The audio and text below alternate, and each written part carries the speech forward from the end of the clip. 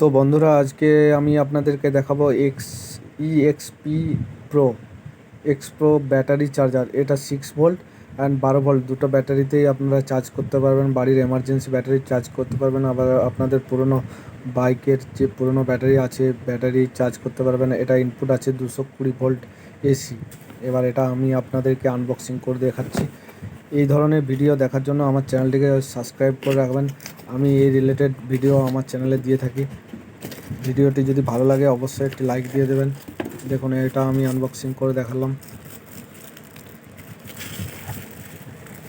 এই দেখুন, এটা 1 এম্পিয়ার চার্জার আছে। এটা পাওয়ার অন অফ সুইচ আছে, আর এইখানে একটা সুইচ আছে। এটা নিচের দিকে আছে 12 ভোল্ট আছে, আর উপরে আছে 6 ভোল্ট আছে। এখানে এসি কর্ড আছে আর ব্যাটারি চার্জিং কর্ড আছে। তো ভিডিওটি শেষ পর্যন্ত দেখার জন্য অসংখ্য ধন্যবাদ। দেখা হচ্ছে পরবর্তী ভিডিওতে।